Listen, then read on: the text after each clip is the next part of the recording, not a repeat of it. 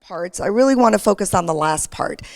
I do think it's important as Malaysia goes through its own process of figuring out what the laws should be, what the laws shouldn't be. I thought it might be helpful for you to hear from an attorney from the United States who has specialized in this for a long time, the good, the bad, and the ugly, so that you can hopefully learn from some of the things that ended up being unintended consequences in the way in which our law has been applied.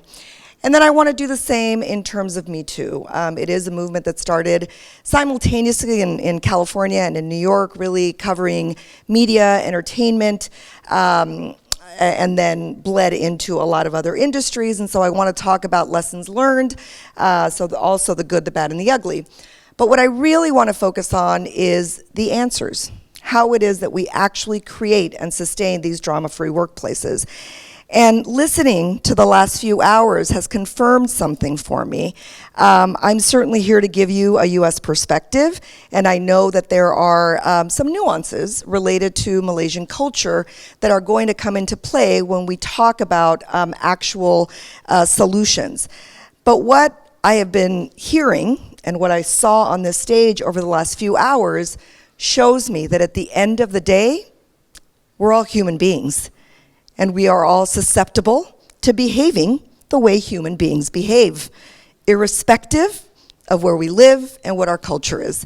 Everything that you all have said so far today is exactly what a US audience would say. And so it really just reiterates that these answers are universal.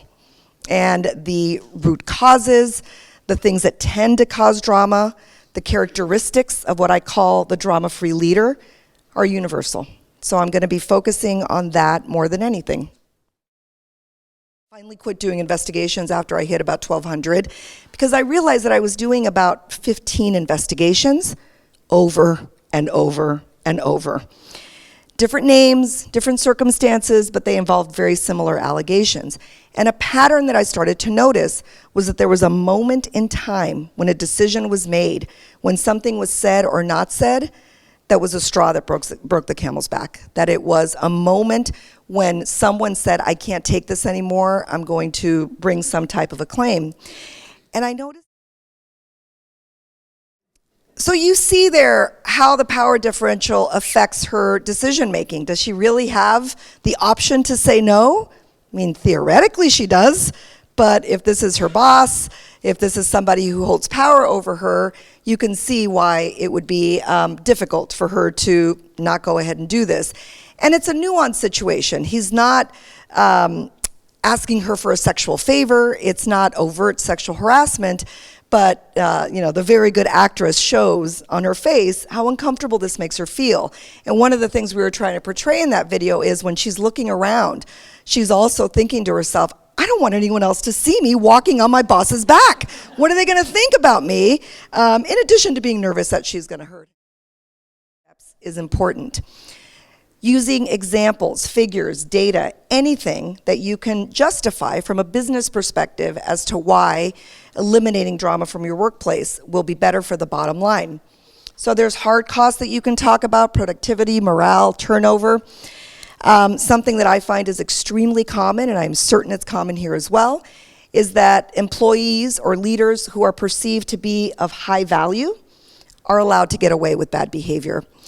And the reason I hear over and over is we just can't afford to lose them. They're the biggest rainmaker, they bring in the most revenue. And here's how I say, what I respond to people is, that's wonderful that you're doing the revenue in math. But despite the fact that I'm a lawyer and therefore not a mathematician, I can at least do simple math. I can do addition and subtraction. If you're going to use the value as a reason for being inconsistent in dealing with these issues, then do the math, all of it. Revenue in, great, but let's start subtracting how much productivity is lost as a result of this person.